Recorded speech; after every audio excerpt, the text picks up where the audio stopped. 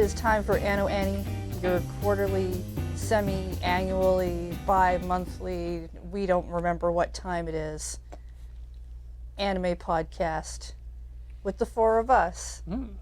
I'm Hodor, Heather. This is... Hey, I'm Ian. I'm Cori. I'm Beej. And today, we're going to talk about anime we watched last season, which was fall? Summer.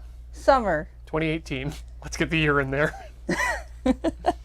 Before we start, just to let people know, we're only going to be talking about last season in this episode, and we are intending to do more AnoAni later, but we are working on some changes and we don't know what those are yet. And Ian doesn't want me to tell you that. Yeah. I mean, like, if you're watching the video one, you're now seeing we're in a completely different studio. That's a change. Yeah. There are definitely visual changes, but if you're listening to this podcast, there is no change other than the fact that I started for once. So, who wants to start first? Because we didn't figure that out. You started for once. Why don't you start? All right, fine. I'm going to talk about an anime called Cells at Work. Yeah. Oh, yes. Who watched that? All of us? We didn't watch it. I watched most of an episode with the sound off so that I could use it in a late night dub fight. Right. So Beej and I watched this show. It is a anime about cells in the human body. I've seen a lot of people call it the anime version of Osmosis Jones, which it is not, because the similarities of Osmosis Jones in this anime are it happens in a body and there's some cells. Osmosis Jones is a buddy cop movie. This is a Monster of the Week. Monster of the Week. The educational white cells are going to knife some things that are not supposed to be in the body. There's an educational component, but really you're all there for the blood and gore. And the cute red cell, who I wanted to know more about, well, she just mostly gets in trouble all the time. So there's that. That is what this show is. This was David Production that did this. This was our favorite JoJo studio. The only JoJo studio. Yeah, well, there was that other one. All right. In the 90s we don't talk about. So this show isn't a terrible show. It's actually pretty good if what you're looking for is Monster of the Week, fighty fights, and a little bit of human body knowledge. And I do really like parts that happen where there's a dehydration episode where they do basically a heat wave thing going on and everyone's complaining, and then a tube from the sky comes in and replenishes liquids, and it's clearly like a needle with rehydration, but the cells don't know what it is. Just an IV So feed. they just look up at the sky and they're like, "Oh, the tube from the sky." This massive pointy tube just appears in the sky and just floods them full of water. Yeah. Or saline, probably, but... And that's, it's good in that respect, but it's not what I wanted, which was more of an actual arc story thing. And this is a episodic thing mostly. See, then the thing about this show, what I liked the fact that it was just we're just going to look at influenza and this is what your body does when this happens, and this is how a sneeze works. It's ICBMs taking off, that kind of thing. It's more about the body than it is about the characters. Yeah, because cells don't have character development. A cell lives, produces what it does, eventually dies, and is replaced with a new cell. And they don't lean into the fact that it's oh, these cells have a life cycle, they have whatever, they just kind of always seem to be around. But they don't undergo, the red and the white blood cell become friends, but that's it. It's not like they're supposed to have a grand romance or some horse shit. Well, it's not like I wanted a grand romance out of it or anything. I just didn't want it to be oh, and this week we fight the flu. And oh, this week I guess we fight this other thing that's a cousin to the flu, and you can tell in its weird monster-shaped body thing. Yeah. And it will do that Dragon Ball Z trope of being haha, we will defeat you now, and BS. I don't want that. I thought it was fun. It was a fun show. I thought it was fine, but not what I wanted. I'm good. I'm detecting a theme for this episode already. Anger. This is Heather's anger episode. Except for the last one I talked about. That's not angry. So, I always ask these interjection questions, and when it seems to be winding down, does the animation hold up for the entirety of the series? Because the first episode, I admittedly didn't watch the whole series, but it looks gorgeous. It is consistent in its animation throughout. Okay. I would say. Absolutely. Lots of reuse of backgrounds because honestly, the body looks the same. The whole thing is pretty consistent. It's just, It's less character-driven than you'd want, yeah. and less character-focused. there's some pretty good stuff though, like character-wise in specific episodes. There's like where they talk about the memory cell telling other T cells about what their superiors used to be like and how they used to be scared and stuff. They have a really weird episode about cancer. Yeah. That about how they have to kill the mutating cells, and how those mutating cells, when they were children, were running away from soldiers. That was really odd. Because they were like, oh, the soldiers are trying to get rid of us because we're cancer cells and we don't want to die. So making cancer cells sympathetic. Yeah, which was real weird. Real weird. Felt like a weird political thing I was watching all of a sudden, rather than a Really? cancer episode. Like That's it was really weird. really, really weird. Yeah. And maybe it was trying to make some sort of distinction that in a Japanese context makes more sense for what it was going for, but it was really weird. But yeah, if you like stabby stabs, go for it. Yeah, not my thing, generally. What is your thing, Ian? Oh boy, you know what my thing would be? What? I like sports anime. And we had some good sports anime. Well, it looked like we were going to have some good sports anime last season. I want to talk a bit about Hanebado, which I've seen translated as Splash Bud, but it's not. I don't know if it translates. I don't care anymore, because this series was a big disappointment for me. This trailer looked amazing. The opening sequence for the show, which it just jumps into, was great. The song is fantastic. The animation is superb. There's what looks to be a mixture of what I want to call rotoscoping for some of the scenes, but also just general good animation about the sports. From all the promotional materials in the first few episodes, I got the feeling that this was going to be another Volley Boys. What's that called? Haikyuu. Haikyuu. Yeah, I wanted this to be another Haikyuu.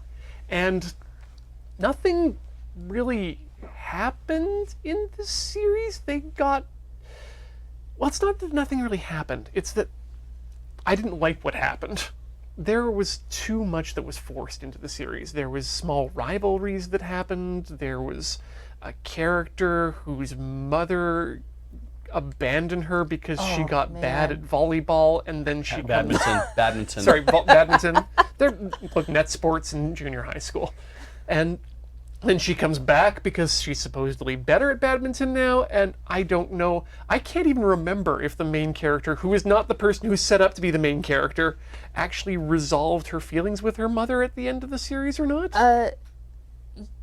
She misses her mom. Yes. And she hates her mom, and she misses her mom. Yeah, and so now she's going to use badminton to surpass her missing of her mom. But then she maybe wants to be back together with her mom, but she doesn't want to be back together with her mom. And I'm just sitting at home watching this thing going, I'm so angry at all of you except one of you. Yeah, I don't know why I care. Why I'm supposed to care about all the things that are going on. She literally does not want to do badminton at the beginning of the episode, but her best friend is like, hey, you really liked that, and you have fond memories of that, and you were good at it. You should totally go check out the badminton club. And, like, kind of drags her there. And then she turns into a monster. Total B. Her weird eyes turn into a thing. Yeah. She becomes just an ass to everyone. Oh, yeah. And then it's like, on and off the court. Well, you know, my mom left because I got sick and then didn't win that one badminton challenge at school or something.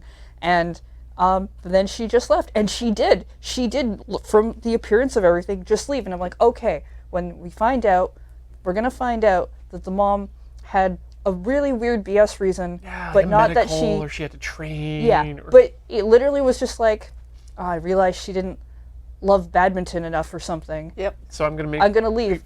Oh, hey, there's this Sweden girl here, and she's really good at badminton. I'm going to adopt her. She's going to be my new daughter.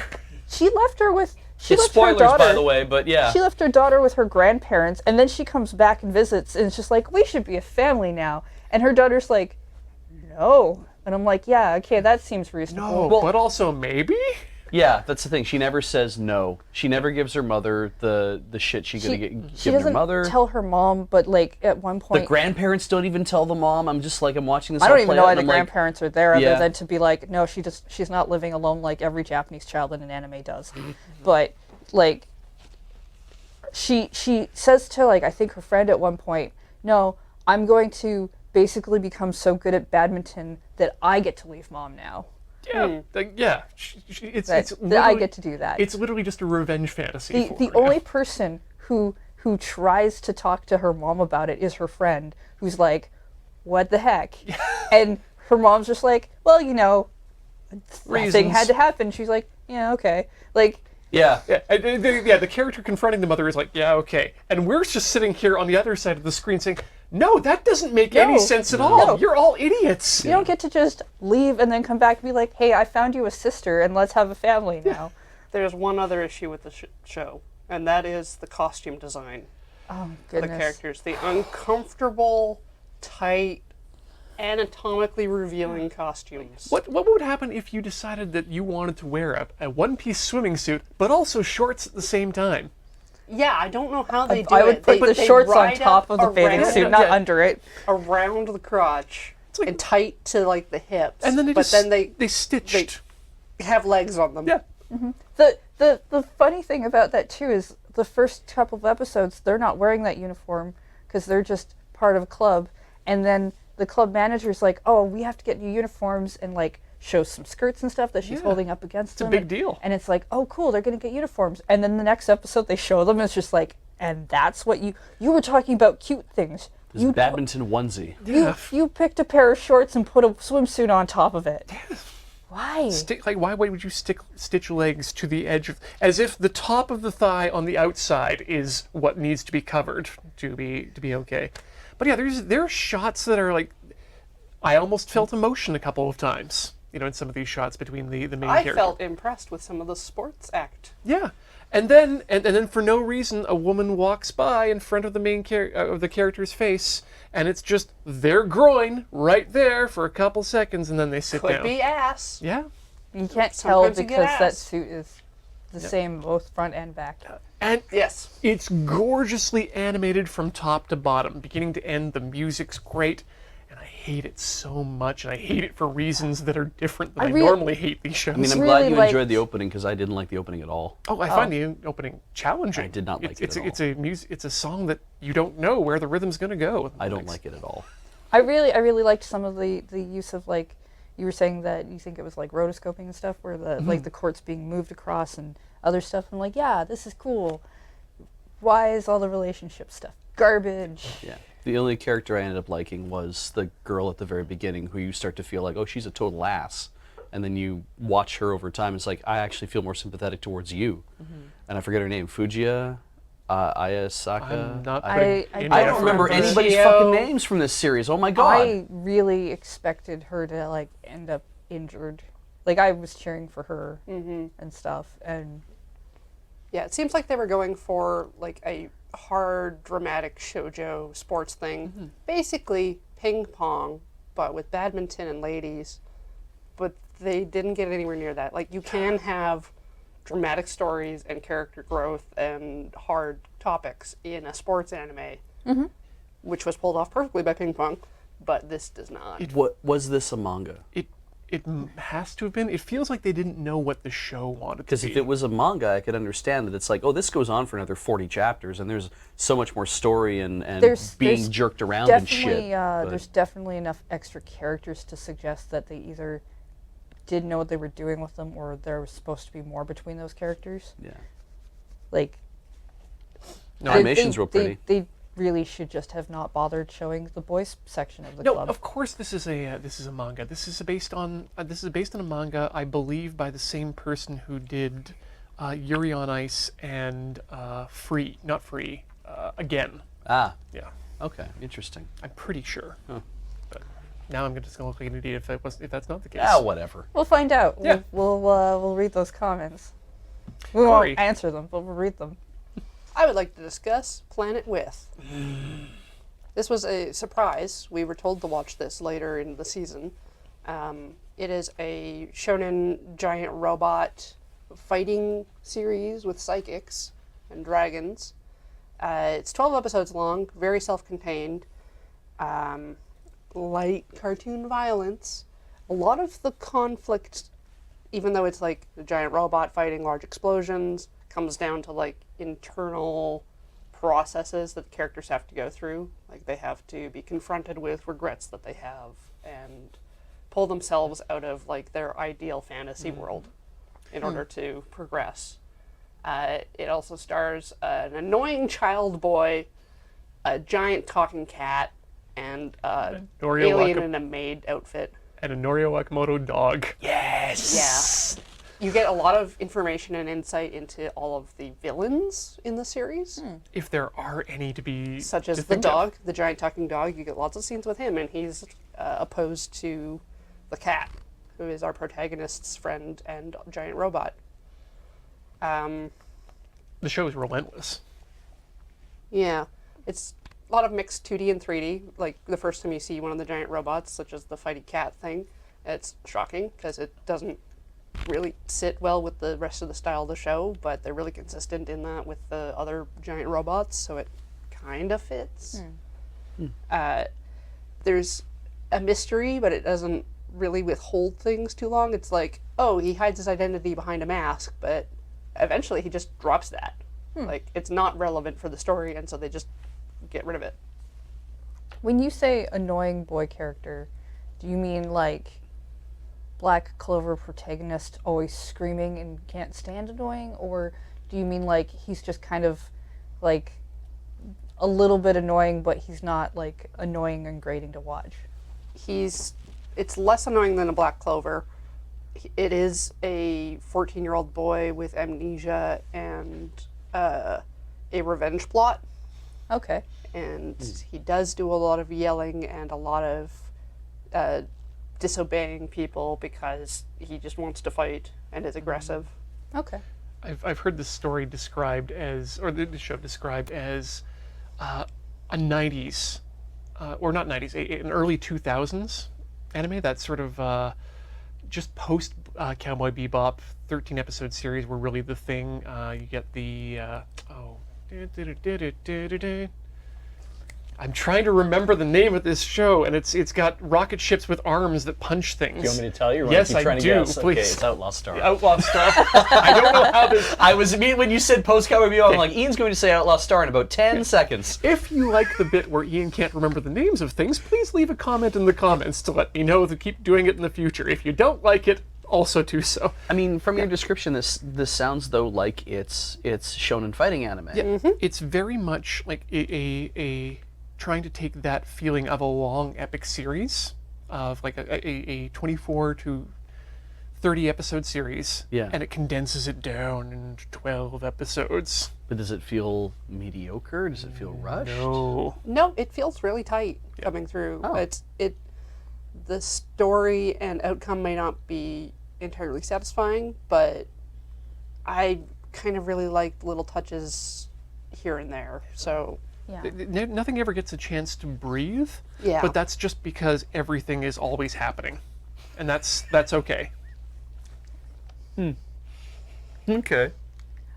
Opening was probably the most disappointing of the season for me, as well as the ending.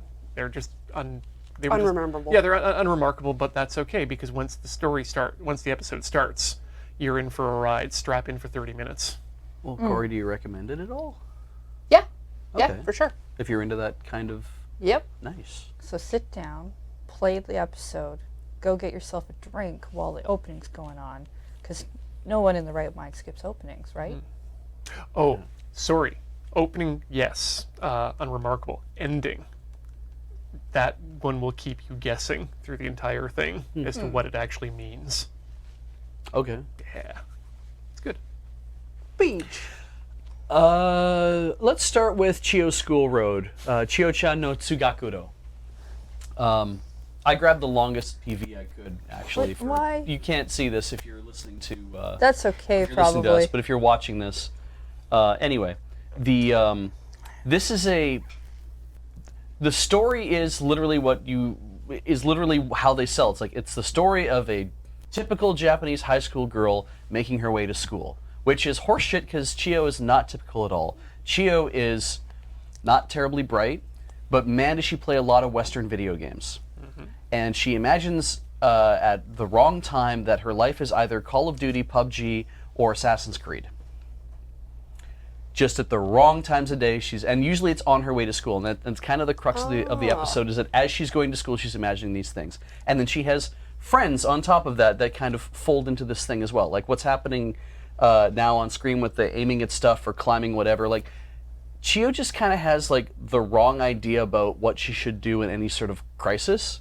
And the first episode revolves around her being blocked on a road and then being like, well, I mean, man, if this was that video game that I play that I can't call Assassin's Creed because we don't have the license to it, I would just climb up onto the wall and then I would just make my way over the construction site by doing this, this, and this.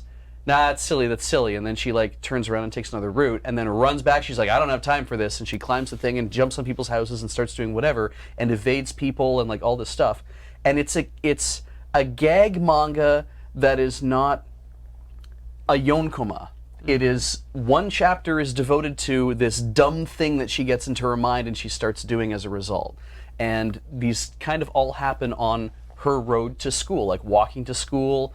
I think even coming home from school, there's been things like that. And she's run into like a biker, and she accidentally burns her leg on the biker's bike because he got it parked in this tiny little alley. And when she does, she screams, and the biker's like, "Oh, what? You looking for a fight?" And she trips and accidentally elbows him in the face and knocks him out in one punch. And at that point, they become friends.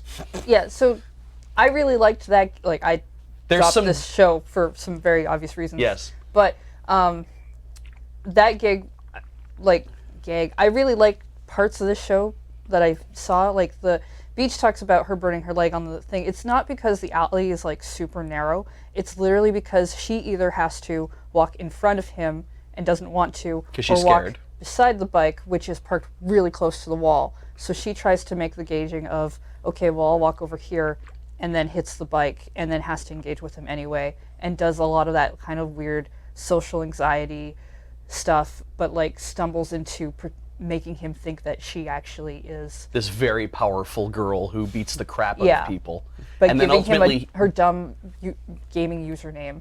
Yeah. And then and she's like, okay, cool, that's gone forever. I never have to deal with that again, until she runs across him telling other delinquents that she is like basically this person who goes around causing massacres, and she's like, no, don't tell them that. That's so embarrassing. Because she's using all of her experience at the game that's how she's going to convince this guy. That's how she's going to say, oh yeah, I've killed thousands or whatever, like that kind of thing. I'm, good with whatever, and like it's all gaming stuff she's talking about, and but she's trying to intimidate him. Yeah, there's a side character in the series that is she is really lustful and really into girls, and she wants to play kabaddi all the time, which is really weird to see kabaddi dropped into the show or into the manga. Hi. What is it? Kabaddi is a Indian sport where you have two sides, and there's a catcher, and so it's like tag, in that one person has to be constantly talking or making noise, and they can move to the other side, and they have to tag somebody, and then they have to get to the other side and not get back to their own side without getting captured. But they have to be talking the entire time, and generally they go kabaddi, kabaddi, kabaddi, kabaddi, kabaddi, kabaddi. They just kind of repeat the same thing over and over. They say kabaddi over and over or whatever, and you run to the other side, and you're supposed to tag somebody and get back, and it works into this weird sexualized situation where the girl who's really good at it is trying to capture these other girls and is trying to grab them, and there's like a scene where her hand goes through one of the other girl's legs and she lifts up, and it's like this trap, but then she's like, oh my god, I'm touching the panties and the undercarriage of this other girl, and it's like, fuck, right, that was in the show. That's the problem I have with the show, is the way they decide to perform sexy stuff. No, the way they decide to show a young girl who is interested in the gender of the same sex and how she gets way too lustful about things and wants to touch people in very like inappropriate ways. Yes. And that is not a stereotype thing that I can stand watching in anime. Yeah. This is clearly a seinen series. This is not shoujo. This is not shonen. It's done in a way to show that you should be afraid of people like that. Yeah. And I can't. The moment they do stuff like that, I can't watch that show. It just really, really bothers me. Now, outside of that, the show is very funny. It has a lot of great beats in it. I think it's really cool. I also really like the manga as well. I don't think they're going to make any more of what they've already made of this. I think they've made what they've made for the anime. The manga's going to continue. But yeah, I really like the show outside of those parts where I'm like, God, that's too bad that was in there like that. Oh, that's right. That did happen early on in the thing. It brings me back to Made in Abyss, right? Where you watch Made in Abyss and you're like, oh, this is a really cool show, right? That thing happened in the first couple episodes. The psychological horror is a great show. You know, like that kind of thing. And it's like, there's so much to appreciate in the show, and yet there's so many other things that you're like, Christ, I wish that wasn't a part of the show. And your brain will take out the thing that you're like, no. Yeah. So I really like this show because I also really like this manga, and like I do with manga and like I do with a lot of shows, is that unless I run into something that immediately I'm like, this is a big problem for me and I can't deal with that generally it's like, well, that was just a chapter and there are a dozen more chapters or 40 more chapters, and let's see where this goes. And then, you know, if it's the same thing over and over, it's like, well, then I'm not reading this. But if it's like, that was just one thing they did, I can enjoy the rest of this thing by not that. So yeah, I liked it. I didn't watch it. Yeah. That's fair. Okay. I'm the only one here, I think, who watched it. I don't think this would have been to the taste of you or Cori, to be honest, which is fine. Good to know. All right, moving on. Let's go with something more mediocre. Holmes of Kyoto. Tell me more. Given what we just came from, and given what we're going towards, I can't decide which direction that is. Up or down? More mediocre. Is that more or less of the last one? Somebody who really enjoyed a thing to something that's like, here's something that just isn't good. Thank you. All right. This so Holmes of Kyoto is a kind of a mystery show, which I do like a good anime mystery. Yeah. Especially if I can find one that's not about a dead body every week. Yeah. Would be great, because that doesn't happen a lot. A lot of them are very murder focused, which is fine. Just don't live near the murder mysteries, okay? You'll be fine. So the main male lead is his name is Holmes. But that's not his actual name. That's like a nickname because his name sounds like Holmes. It's that if you take the kanji in his name and you use an alternate reading or something, it's Horumuzu is how it would come out. Yeah, but he is an apprentice of antiquery. Antiquery. He has a great eye. He looks at antiques and he can tell you if they're real or not. He studies them. He studies art. And he works in this little antique shop, and there's this girl who shows up one day with this scroll, and she wants to know how much money she can get for it. And he finds that it's real and all these things, but why is she trying to sell it? It's an absolute treasure of a scroll, and you find out that she wants money to go back to wherever she moved from so that she can tell off her ex-boyfriend. That all happens in the first episode. He gets her to work there, and they like kind of have a relationship thing of being friends, but their relationship is kind of based upon the fact that they both have had problems with exes in the past and have had hurt feelings, so they understand one another in that regard. But the crux of the show is mostly people bring in antiques.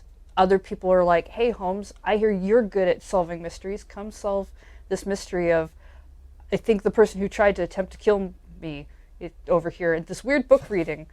I'm just going to bring people in and you talk to them. You figure out who did it. He's like, fine, but you tell people I'm bad at this because I don't want to do this anymore.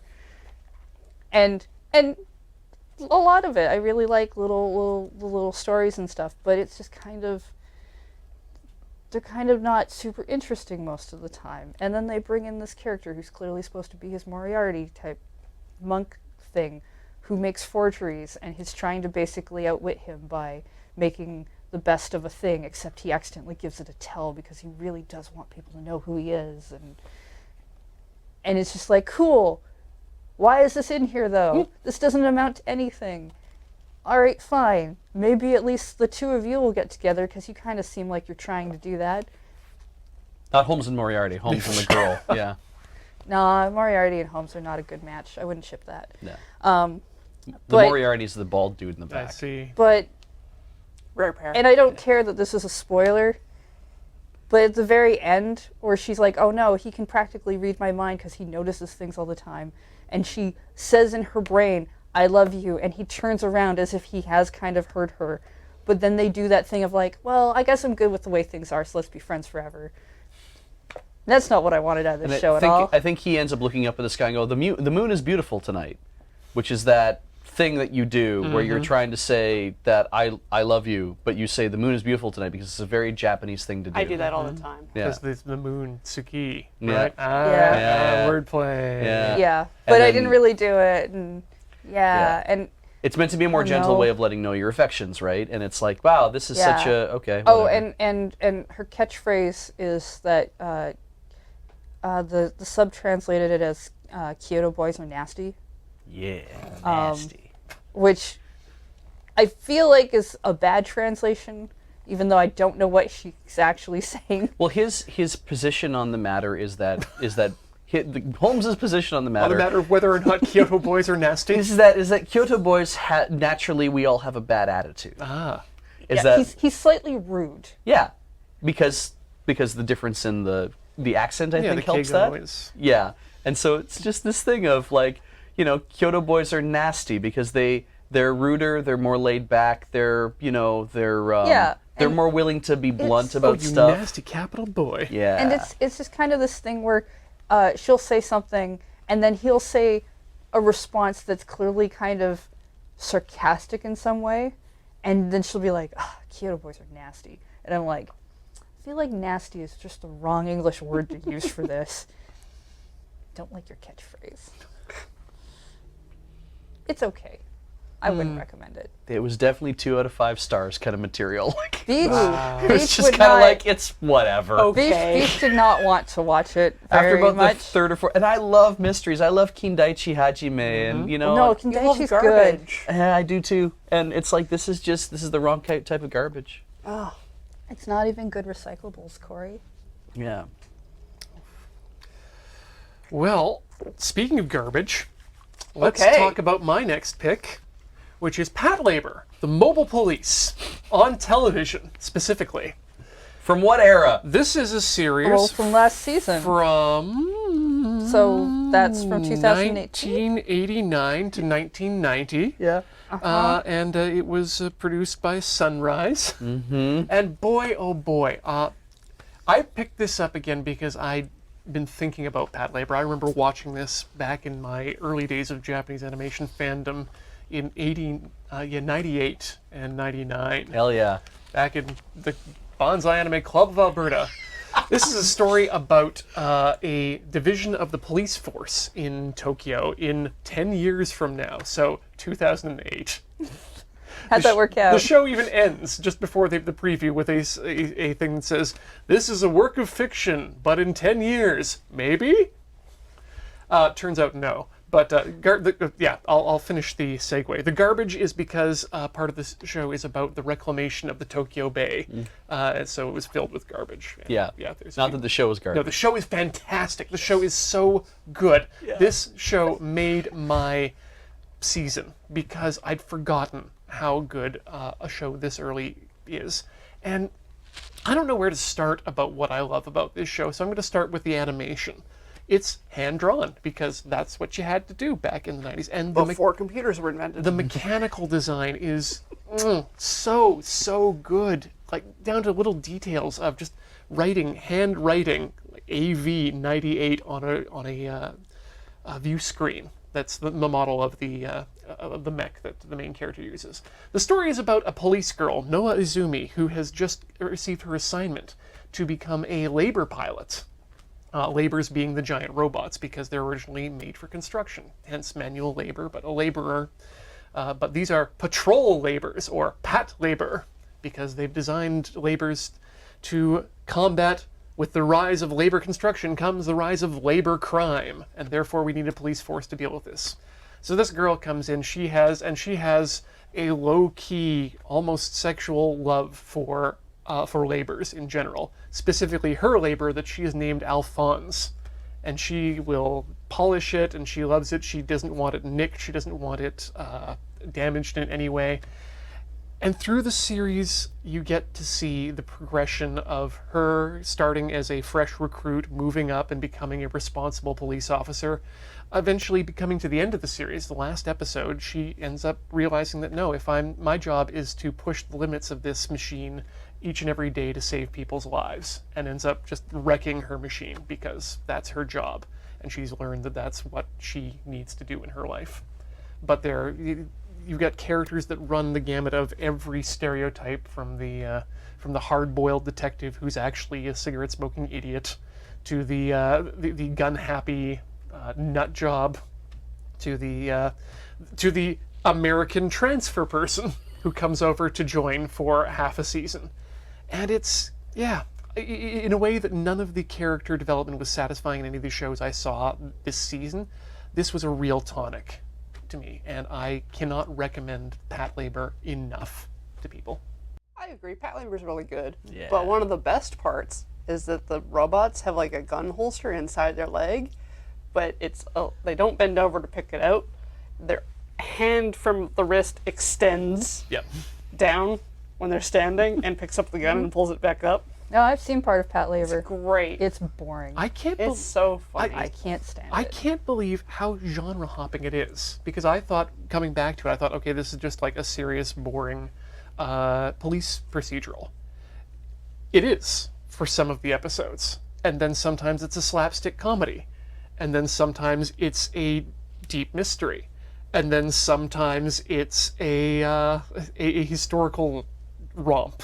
It jumps through so many different genres throughout the series that I don't know how to describe it other than it's just a show about some good characters on an island in a police. Well, and the first two movies by Mamoto Oshii are political thrillers. Yes, exactly. Which barely take place in the mechs at all, which is really weird when you're expecting to watch a mecha anime. Well, a lot of the mecha was actually added just specifically at the request of Sunrise and Bandai, so that they could sell robot toys, which sadly they didn't. But yeah, that was my favorite series of this past season. It's such a good series. So, Ian and I are also watching Banana Fish. It's going to have a Tsuugakuro run, so only 15 episodes are currently out as of this recording. Let's see. Wow. It is a ye olde shoujo manga written in like the late 80s, I think. It's only 19 volumes, so it is like a very self-contained story. So we've actually only kind of hit the mid arc, even though it feels at this point that we've hit like a few climaxes and resolutions, where it's like, haha, the protagonist has the upper hand. I really like a lot of the modernization they've done, where the original, there's a war. In the original, it's the Vietnam War. In this, it's the Iraq War, and now they have cell phones, which doesn't really impact the plot, but is kind of like cool modernization additions. So we've got our hero, Ash Lynx. He's a gang leader in New York. He was the victim of a child sex ring when he was younger, and the mob boss that runs that is also like training him up to be a leader of the mob. But his brother, who was in the Iraq War, had an encounter with something called banana fish and was put in a wheelchair more or less permanently until his eventual death. And it's just kind of like a nice, serious shoujo thing that's pretty heavy on the subtext about male romantic love. Yeah. There's a lot of stuff. It's just like there's a lot of characters. There's a lot of different political groups at play. There's a Chinese mafia, the mob, and then the gangs of New York. It's not a light show at all. No. This would be something that I could see being made into a live action series as a Netflix original, like sort of as a one shot. It really plays into that. It has the feeling of like a Daredevil series, but without the superhero elements. Just there's danger, there's criminals, there's a mystery, and there's a little bit of science fiction in there in terms of the drugs and some of the equipment. But it's all very grounded in reality. As an adventure. But you still say it qualifies as shoujo manga. Yeah, it is. Interesting. Although I think in North America, when it was brought over in manga form, they brought it as a seinen series. For men, essentially. Yeah, for men instead of for the ladies. But yeah, because it's focused more on the relationships. And when I say relationships, I don't necessarily mean romantic or sexual, though there is that. But it is focused more on the relationships of the characters and the growth of the characters, and that's what gives it that shonen or that shoujo label. Yeah. Also, the art style really also helps that too. Any other questions? No. No. Yeah, I've heard people rave about it. I don't think it would be necessarily for you. Like it's considered one of like the top greatest mangas of all time. Yeah. My only problem is that this black and white, or this black type and this yellow background and the specific typeface really reminds me of a certain erotic manga that I cannot stop thinking about whenever I see the title. How unfortunate. Yeah. It's a bit of cognitive dissonance, but the show is so good that I don't really care. A friend of ours was watching this as well, but had to drop it because some of the insults or expletives were translated as homophobic slurs. Yeah, I did. I saw that on Twitter. Yeah. It's the official subs on like Crunchyroll or something. Which is, So, They and the problem is the things that are actually being said are not slurs like that. That's just how they decided to translate that over. yeah. And It's like kind the character does have homosexual tendencies, but the insult the character is using isn't about that, and it's not about vilifying or condemning homosexual behavior. The insults aren't sexual in nature. No. Yeah. So to add that in is adding in an extra tone that isn't actually there. Bad localization choices. Yeah. Beej. Let's talk about Grand Blue, which for some reason in English keeps getting translated as Grand Blue Dreaming, which is terrible because there's a game called Grand Blue Dreaming. Yeah, I've been hearing about Grand Blue Fantasy too. And I'm just like, what a bad choice to be like, well, we can't call it Grand Blue, even though the name of it is Grand Blue in hiragana of all things. But yeah, they're like, oh, it's Grand Blue Dreaming, and so every time that pops up on screen in the subtitles, I'm like, no, it isn't. During the opening sequence, this also has a great opening song as far as I'm concerned, even though it's like the same like few lines over and over. This is a story about a diving club at a college called Peekaboo. That's the name of the name of the tennis club is called Tinkerbell. They just pick these names. So it's a very obviously very serious manga about diving, and it's definitely not about drinking an awful lot, way over your weight limit in college, and basically just standing around nude with your buddies and getting into scrapes and lamenting the fact that you can't get laid.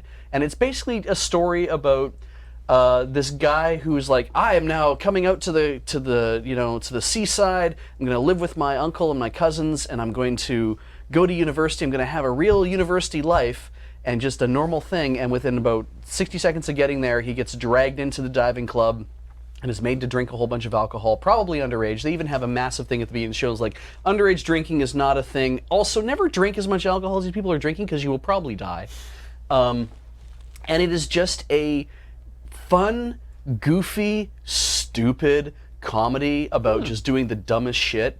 And I really love it because it is just a fun, stupid comedy. And there's the The one image I always use to try to illustrate to people how dumb this is that when the two guys have to play the Pocky game with each other, they realize the people who are making them do it are like, because you lose the King's game, they're like, we're all at a Pocky. Okay, well, we do have this, all right. And when you flip the page in the manga, it turns, and it's just a full page of the two guys facing each other with a giant umaibo that's this big around, shoved in both of their mouths, and they're just kind of like looking at each other with this like on their faces. I'm sorry, the Pocky game? Yeah, the Pocky game.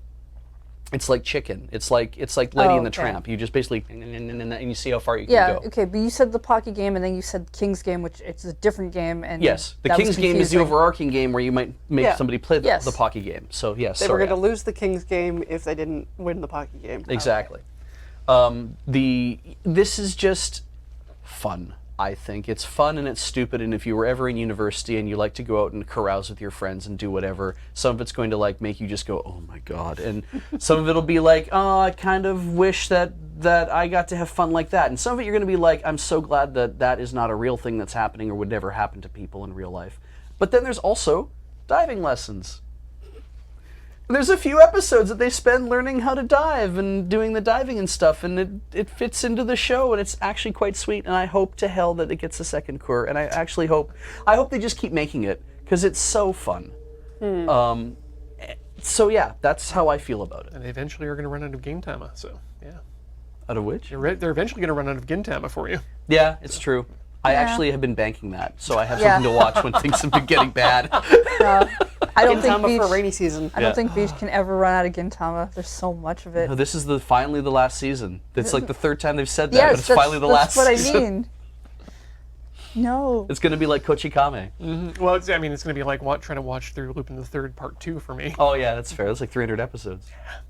All right, I'm done. Speaking of Lupin the Third, Part 5. I wanted to give you a segue.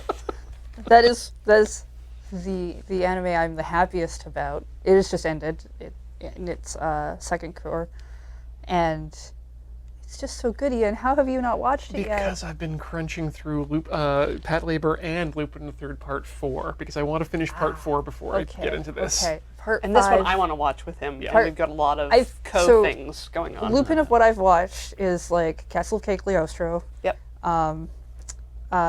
the Fujikomini. yeah, which It's also good, but not for weird everyone. and completely not what I was looking for. Good, but not what I was looking for. Way different. And the Italian series they did with the Part 4. Part like 4, the, yeah. which also pretty good. Pretty good. Pretty good. This is so much better. This is so good, Ian. They do flashbacks to other Lupin jacket colors I've that are total like great, and I haven't even watched those. Well, they're tonally appropriate too. I've had the last couple episodes spoiled to me what the part of them is about. And I'm like, oh my god, I can't believe you did that. It's so good. They did a great like flashback to before he has a jacket color. Yeah. And him just starting out, and the guy that he's like sort of doing stuff with, so that they can talk about where that guy is now and the relationship they still have, and how that guy is still technically a thief, even though his whole thing is like politics and he's thieving in a different way. Oh yeah. Yeah. No. And stuff like that, and it's got all the like cool car chase stuff that you expect, and Capers. and like the great parts where they're like, we have this base over here, and we disguise ourselves as old men whenever we want to go out and eat at this place that we're renting, because it's also got like a restaurant portion, but they can't Classic know that we're Lupin. there. But then they also have like this battle against technology, because it's like facial recognition is a thing, and this weird social networking thing where anyone can put in their stuff and the thing will say how accurate stuff they're saying is going out there, and so he has to run away from that. But at the same time, it's not like he's, oh well, I only the old ways. He also has some technology he uses. There's a girl that he works with who's like the ultimate hacker kind of thing, and it's just really fun and great and everything you want out of Lupin. We did watch the first 2 episodes with Lupin stealing the blockchain, and it was Right? gold. Yeah. So that's why we said, yeah, let's set this aside until we get. God, into the things he does to get back at the service that's like basically everyone is saying where he is, Yeah. and how he just like goes, yes, this is where I am, and then also manages to just make it do another thing that the service doesn't want, but they can't. It's very, how's he going to get out of this one this time? He did, you know? Yep. Yeah, because It is perfect. the beginning couple episodes are basically how they're angry that he stole that blockchain, and how they're going to basically have the Lupin game and hunt him Yep. down, and how he defeats that. By making himself a famous account. Yeah. Yeah. The best part of Lupin is always, as you say, when finding out how he gets out of any situation. Either it's something completely ridiculous, like pulling a hot air balloon out of his mask, or something extremely cool. Yeah. But it's always interesting. And I also like that, like, I haven't watched, like, really early Lupin, but I also really like that there are these parts where they kind of touch down on the relationship that he had with Fujiko, and how that's kind of a serious thing, but how while they like each other, while they're thieving, when they're together, it's just boring, and that doesn't work for them. So it's like they want to be together, but they kind of can't, and there's just this weird thing with that. But they're going to stay with how they are with things. That's really kind of nice to see them address that. Yeah, specifically, like, it's and in really that way. neat. Like, it's not like a huge focus, but it's just these little parts that kind of come up where you get a little bit of that, and I don't know that that's a thing they've ever touched on really previously. I can address that actually, because Lupin's interesting in that respect, that they've talked about his past a number of times, but they're very careful not to make anything specifically canonical, and I don't know if they're doing that in this series or not. But they've had Lupin 3rd Episode 0 was a special that played that told the story of the Lupin gang and how they all met in New York on a first job. And then at the end you find out, whoops, yeah, that story might not be true, haha. Oh. Because because it's Lupin telling the story to a reporter at the time. They've done that similar thing in a couple other episodes as well. They have a couple of like, it's Gaijin? No, Jigen? Jigen?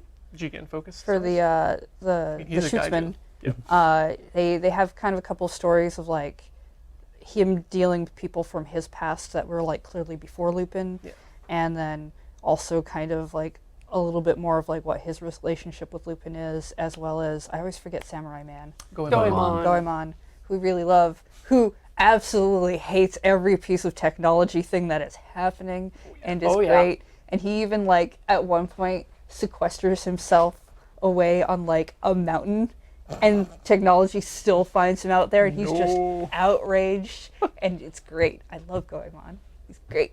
He is one of the best. There's been a lot of like character development in that respect, which was a lot of fun to watch. That's good. I'm really looking forward to it. And the music is, again, Oh. they nail. I thought they nailed the opening for part 4. They really nailed it for part 5. Yeah, like part 4 is good. It's a fine show. Part 5 is like so good. I would not have expected them to get better from part 4. Part 5 is how you actually pay full-on homage to your roots and modernize. Yeah, And the ending's good too. First flashback they did where it was suddenly he was in a red jacket, and I was just like, holy crap, What are they my doing? goodness, there's a timeline somehow suddenly. It's a good show, everyone should watch it. Yeah. Recommend. Let me know when you watch it. I've only got a few episodes left on 4, so it's going to be soon. Shall we move on to quite possibly the biggest disappointment, at least for me, of this season? All of us Yeah. combined. Shoujo Kageki reviews Starlight. I still haven't even finished it. I'm 2 episodes away. I was going to finish it last night, and I just got even angrier. Yeah. Okay, So I I'm think Too we need angry to. to finish. I think we need to put this out now. Let's just spoiler heavy it. Oh, sure. Have you finished it? Oh, yeah.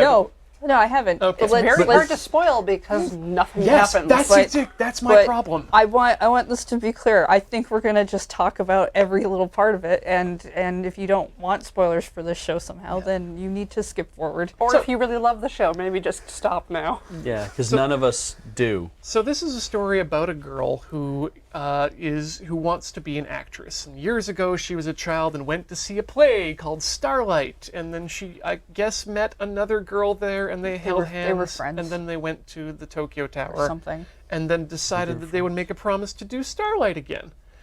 Now, fast forward to junior high school, and they're all going to... Hang on, junior high school? I think this is junior high school? I thought it was high school. I thought it was high school. Okay, I mean, It's hard to tell. It The doesn't character matter. designs suggest junior high. Yes. Yeah, it honestly doesn't matter because there's no progression in their life. There's no change in time. And they could be any age, but they get to this performing arts school and they stretch, they do some dances, performing arts school stuff happens, and then she finds an elevator and then falls through the world to be reborn as a girl who... Stage girl. A stage Stage girl. girl, yeah. And let me be clear. The part where she falls through the elevator and becomes a stage girl, going through a magical girl transformation sequence, is stunning. It's really good. Beautiful. That's good. And and when you see it, you think, wow, there's going to be so much metaphor happening with what we're seeing and what's going on. And this engine is revving up. What does this mean? And it doesn't mean anything. There's a giraffe. Yes. Fuck that giraffe! There's a It's talking... not anthropomorphized at all. It's a giraffe. Yeah, who talks? It's a very well drawn giraffe. Who runs these series of what he calls auditions, but are fights on a stage underneath the school, I guess. To idol music. Yes. They're song fights. They can't figure out what they want this show to be. Yeah, so I was very confused about what the show was until I found out that this show is just part of a tie-in for a mobile game. This show is a franchise. The Okay, show, that explains a lot. novels, manga, leading up to a mobile gacha I'm game. furious. And when you realize that, the structure of these episodes makes perfect sense because it's always, let's do some stuff out in the school. Where school stuff is happening. Now we'll talk to some characters. Those characters might have some problems that will then be resolved when we go fight downstairs. I'm so mad. I'm so mad. Sometimes the fights are all happening at the same time. I think they're all supposed to technically be happening at the same They time. are not. I can guarantee that because of the way that time occurs within the auditions. The auditions happen sequentially because people do work their way up the ranks. And there are special battles that happen at different times. But there are some fights where somebody runs in through somebody or else's like fight. falls through the stage Yeah. to a lower dimension, and there's another fight happening. There are a bunch of fights that are all happening at the same time, But not all of them do. but not all of them Okay. happen at the same time. So the class has decided to put on Starlight For the because 99th time? they always do Starlight, and Which is a it play was that- perfect last time they did it. And then we discover that when you win the audition, you get a wish, and one of the characters wished to redo Starlight. Oh, Banana forever. Girl. One of the Banana only, Girl. yes, the only redeemable character. Die Banana. Her name is Dai Banana. Big banana! Banana Ice. Sorry, Yeah. Daiba Nana. Nana. Yeah, so they do call her Banana Yeah. as a nickname. Her hair design is literally bunches of bananas. She's great. She is her I like. I'd watch a whole show about her. Yeah, and Except only her. Except that I can't tell whether she has a vocal effect, like a vocal tick, or if her voice actor is just bad. Go back and listen to her lines, and she's Don't make me watch the show again, Ian. Yeah, I can't even get him to finish it with me. I'm fucking done. Like, I can't handle it. So the reason we were so excited about this show is just watch the PV online and try not to get excited about how cool it looks. It looks like an homage to an Ikahara style. It Yes. looks like it should be Utena. Yeah, and there's reason to be excited for that because the director is one of Ikuhara, the person who directed Utena, one of his proteges, and this was his first series. Having watched all of Utena now, Yep. there are definitely things that are being done that are derived from Utena. Oh yeah. Like especially specifically cutting off of the giant button that takes the thing off. Well, the But fighting with swords and the phone call is more Penguin drum? No, the not, other one. Yurikuma. Yurikuma. I also noticed they never answer the phone, even once. It rings, Yep. but it's a text message type thing, Yeah. which is weird. Like it's an app notification, maybe? But an Yeah, app but they it's- didn't it's- install, and they it's- talk about it as a text message. They talk about it as a text message, but the thing that shows up seems like it's more of an app or like they were given a photo image instead, but the sound effect they use is a ringtone. It's not like a text tone or a thing like that. So it's a little weird and confusing, and especially with the auditions, there's the suggestion that you have to make every single one you go to, or you'll just flunk out. Maybe? Or yeah, well, I mean, they suggest that, but then they like contradict that. Or if you lose, well, then you're done. Except there was that's not true either. There was a heavy implication for a couple episodes that if you lose, you basically, your soul goes away. Yeah, they even have Or not. They do the thing with like, oh, well, it turns out if you win, you get a wish, and Banana Girl's been apparently wishing every year for the whole year to just happen again, Yeah. because it was perfect, and she doesn't want to leave any of her friends behind, which is why they keep doing the 99th Starlight show every single time, Which is a play that doesn't which make any which sense. was No. actually interesting as like kind of a Yeah. plot point, but then they're like, oh, and by the way, if everybody else who loses, they lose their souls or something. Maybe. Maybe, except not. It We changed our frustrates minds me- on that.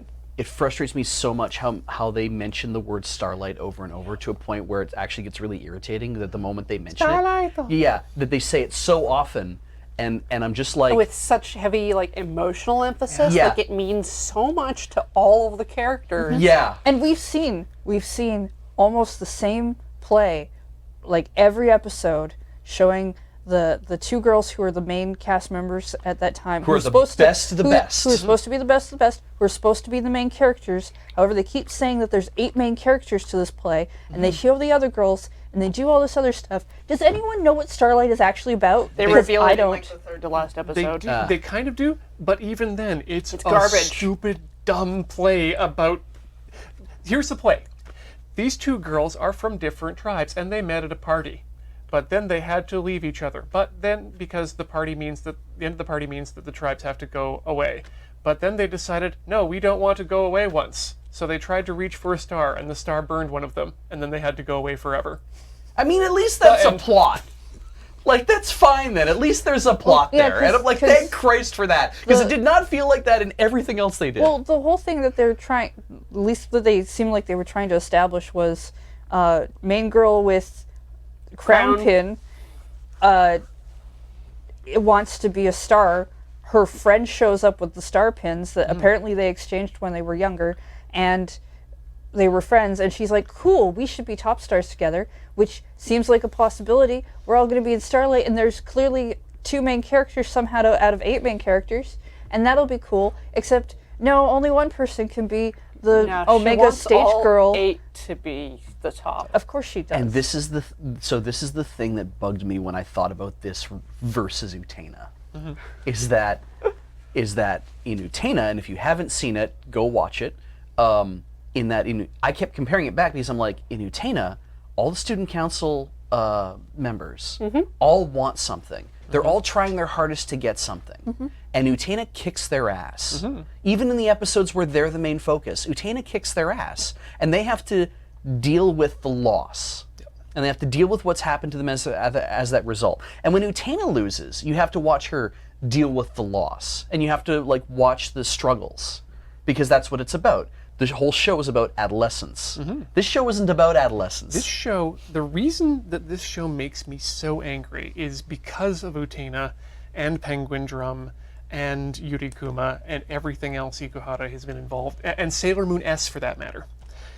Ikuhara puts such effort into making sure that everything on screen means something. Like he is literally doing in every frame a painting situation with the series he directs. Right down to like when you're watching Utena and you see the rotating roses, the direction that the roses are rotating matters. It actually means something. It indicates whether you're seeing a flashback, a flash forward, or something different. Like little details like that. Nothing in this series means means anything. anything. It's all just But there because it looks cool. it's and definitely trying to act like it should mean Yes. something. Yes. Except it didn't.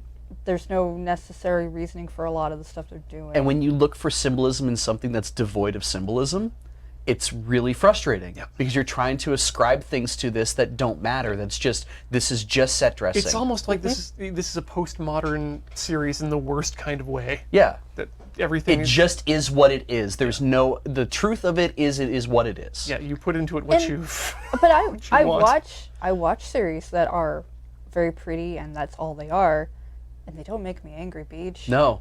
Nope. Yeah, because at least the characters grow in those situations, maybe. And I guess the other thing is that at least with Utena, Ikuhara's focus was, this is Utena's story. I mean, she's the main character. Her name's in the title, for God's sakes. So when she gets something, or when something doesn't happen to her, you realize that this is still all built around her experience. Yes, because because a choice was made. This show doesn't want to do that. Well, no, because like, it's an idol show. Right, it's an idol show. It's about a group of girls working as an ensemble. You are literally supposed to pick your favorite out of this group. And cheer for them. And that's going to be your main that you play. It's more like Fate Zero or something like that, or like Fate Stay Night, kind of. Like This it's like the Grail battles. It's like Yeah, there's there's supposed a- to be like one outcome, one top. They all have different abilities Yeah. and stuff. So what if they make this like was- random arbitrary choices and stuff. Like if there was talents. pathing, So- if you could pick one to Yeah. win. With a lot of idol shows where everybody is working as a group, generally the whole group wins. And that's what you get out of an idol show. They're simultaneously supposed to be working as a group at school and fighting each other, and therefore providing discourse during their school day stuff, and not really, but also trying to fight each other to win this weird wish for some reason. Yeah. And it's just like, that doesn't really work in a show where you're trying to make the ensemble cast win together. It's like, what if you took Love Live and took the mechanic of feeding your characters to each other and made that its own little game now? Well, I came off of watching Uma Musume, Yes. right? Horse racing. Right, horse racing, where all these girls go to school together. They all train together. They all run races against each other, and they all understand that it's like, this is a competitive thing. But we are in groups. Like there's Team Spica and there's Team Rigel, right? Like and the girls race like that. But there is also this implicit understanding that if you want to be the best horse girl, you're going to have to win races. That means racing against your friends. And there's a big race at the end of the series where they all race against each other for fun, and they get to enjoy it and whatever. And not everyone's going to win, and that's fine. And maybe you pick your favorite horse because that's what you do. You pick your horses, and they win or they lose. And in this game, I called it a game. Holy shit! Because that's what. Yeah, it feels like no one is supposed to lose, so there are no stakes. But somebody has to win. No, because this is. But only one person can win. But who the hell do you back? There's no clear indication of who you're supposed to be. There's no indication of what their skills even are. Right. But they all have a signature weapon. Or if they need to be singing those songs while they're fighting or not, because sometimes they do and sometimes they don't. Oh yeah. Oh yeah. But they have to like prove their star power, so part of the performance of the fight Is matters. What's doing it? for Yeah, what except they win or except not. They need to cut the jacket off to actually win the fight. Yeah. Well, here's another thing about those fights too, which is fun. Oh boy, I'm gonna guess that the translators at Crunchyroll decided not to translate the songs because they don't have any meaning, rather than them just being lazy. I really hope that's the case. But again, compare that to Utena, where each fight has its own song and is thematic to the theme of that fight. Don't know that this show is on Crunchyroll. Maybe not then. Anyway, I'm whoever's just translating saying it is, I don't yeah. know who's doing the translation. I just don't think it might be them. I just ended up feeling like it's very. I know we've been talking this for a while, but it just felt like, at least in a horse race, I knew that it's like one person will come out and be the winner of this, and that'll matter. Well- and in this, I'm like, I get the point is supposed to be that when you're in a group of actors, ultimately one person might become the breakout star and move on to, you graduate from the group and then you move on to have an amazing career, and everyone else is kind of like, they don't get to be top stars, so they don't get to move on and be the person who has the amazing career. Everyone doesn't get to be Brad Pitt. Yeah. But for some reason, I didn't feel like that mattered. I didn't feel like they're all like, we're all going to be top star, and I'm like, it's such an ephemeral thing as opposed to, and more than anything else, most of that's luck. The reason for that, I think, if I can take a guess, is that horse racing is a defined thing. When you win a horse race, you know what that means. Yeah. You came before everyone else, you were faster, there is a prize that you get from that. Everything's very concrete and defined. Yeah. In this, you don't you don't know what you're going to get. The whole series is based around the idea of keeping this thing in constant flux. Yeah. That someone's going to win and they're going to get their wish, and that's going to change things, but not really, because the auditions will happen again, and so then things will change, and there's no end to it. There is no story being told. It was licensed by Sentai Filmworks. Yeah. All right. So yeah, don't watch Shoujo Kageki Revue Starlight. But look up the transformation sequence. Yeah, Yeah, do watch that. watch that. Super cool. Like, that's really neat, because it kind of actually evokes Kill la Kill for me. Yeah, because it's With like the whole, the like- costume is being constructed by machines. Like, just as they enter. Yeah. Which is intense and interesting. Well, there's the implication that the hair bread is being melted down to actually be made into the the needles. the needles buttons? and the buttons. Yeah, and it's like- like, oh, that's some good symbolism. Except it's not.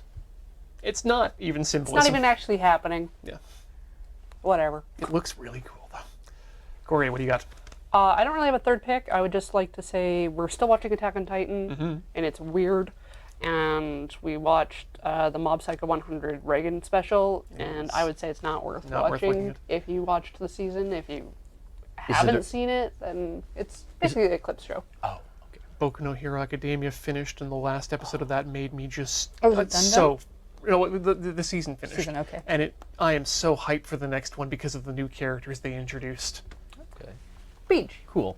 God, the more you guys talk about My Hero Academia, the more I'm like, maybe I should get back on that I train. do want to actually watch that one. Yeah, I think but you maybe seem like you want to. I've been kind of half and half because I of need the you to manga. pick a direction so that I can watch it without would you you or like not. to watch a series that has more development to all of the characters than the entire Marvel Cinematic Universe has? I've watched the first like 6 episodes of the first season, and for some reason I just can't get excited I'm by sorry, it. Mineta is still there, so So anyway, you have to. the guy I hate the most in that series is still around. I'm He's sure. popping off. Yeah, I'm sure. So, all right.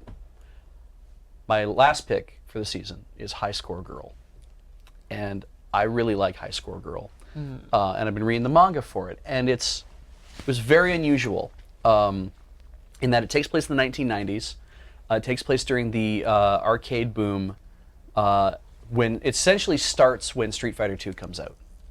Nice. And so if you like video games, or if you grew up during that era, like I did, this is a nostalgia punch. This is Ghosts and Goblins, Final Fight, Street Fighter II, Splatterhouse, like basically all these games that you would have played in the arcade that you would have spent a lot of money pumping quarters into because the NES was just not good enough to render arcade stuff, and like the Super Famicom is like just coming out at this point. Ninja Gaiden with the button on the top of the stick. Yeah, all those kind of things, right? Like a lot of that was there. Like, and this story is about Haruo. He is in elementary school, like grade 6, I believe, essentially, and he loves playing video games, and he's very good at them. And he's not as good as Ono-san, who is this girl who is an Ojo-sama, and she is silent. She never says anything. She has I don't think she has a single word of dialogue through the entire series. She's lots of like, and like that kind of thing. But she's inscrutable, which I feel really bad about because I'm like, she's interesting because of that, but it's also very hard on her voice actress to not have lines, and also hard on her character development because you have to see it all done physically. Right. And her character is essentially that she likes Haruo because she likes having a friend who understands the same things that she does and likes having somebody to play against, but she gets so frustrated. She's just kind of constantly frustrated by the fact that she's not allowed to play video games. How old are they in this? Because I've always been confused by their characters. So they're 12 years old. Okay, that does match more. And then They look like they're 8, but and so then they the story plays out over that time. There's a bit of a time skip to high school. There's actually a brief period of time spent in middle school, and there's a time skip to high school. And by the time we are done with the anime, which is I'm pretty sure was a Netflix original, can't remember, but by the time we get to there's been some good development. And essentially, the 3 characters that you see, Haruo, the male protagonist, Ono, the long-haired purple hair, and then Hidaka, who has the blonde hair. There's a love triangle developing between the 3 of them that also has its focus in the video games, and communication between Haruo is an idiot. He's a Agreed. complete dumbass. He doesn't get people that well, but kind of, but not really. But he especially doesn't get girls, and so he doesn't know a woman's heart, like all those kind of things you set up for. This is definitely a very seinen manga because it's meant to be a throwback to that time. You said he was 12, right? Yeah.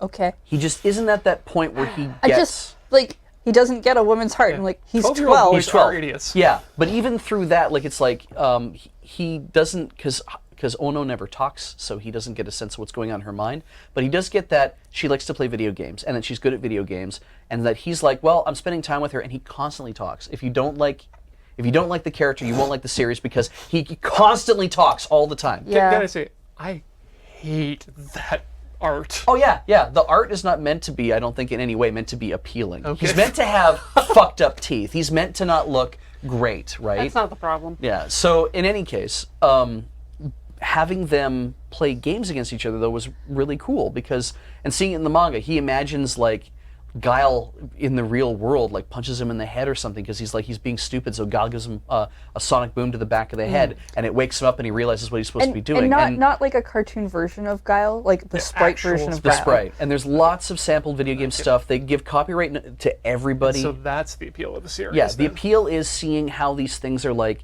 how video games are kind of interspersed into his life and the weird hallucinations he has of like all the characters and stuff showing up at different times. But also it's emotionally affecting watching him develop this relationship with this girl, and he doesn't know how to deal with that. He doesn't know how to deal with her, but then he starts to realize over time that, you know, she's special to him in this way that he can't really put into words, because it's like we're rivals, but we're friends, but we appreciate each other, but we don't know what all that means.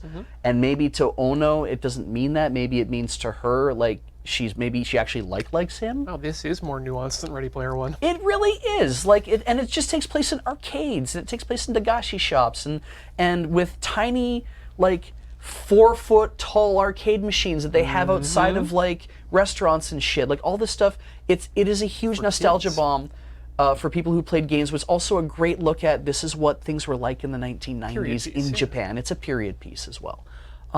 And I didn't expect any of that from the manga when I was reading it, but I really liked that, and seeing it animated has been really cool.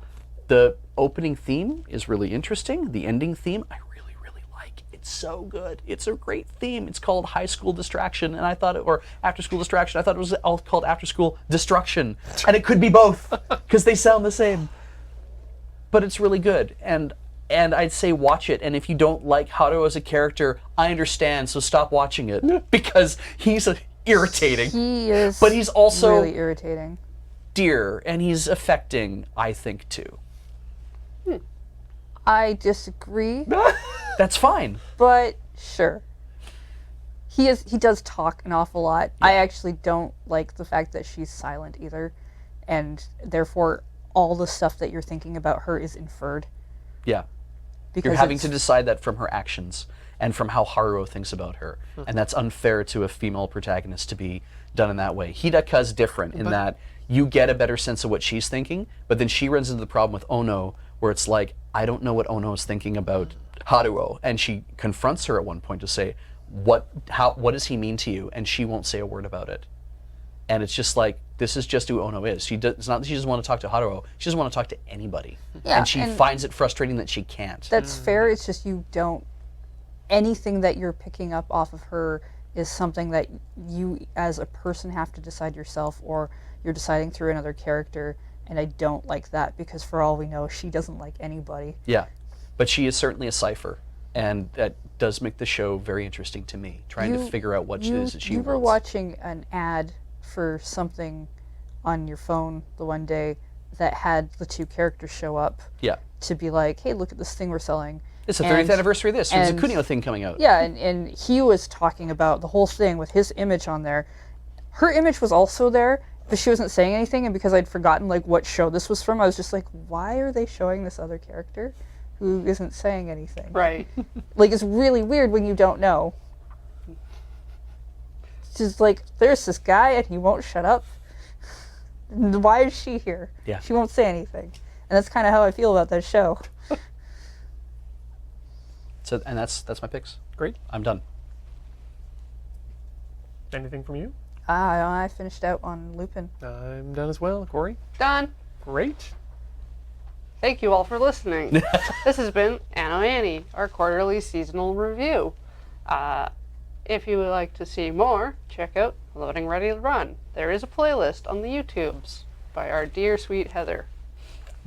Do you have anything else to say, Heather? I would like to thank those of you who have been supportive through our Patreon at patreon.com/loadingreadyrun, which I think we were supposed to say at the top of the show, and I forgot. But I'm saying it now, so I covered it. Absolutely. Patreon.com/loadingreadyrun. So nice, we're supposed to say it twice. And now we have. Yep. Thanks for listening. Yeah. Bye. We'll be back with a slightly different show next time.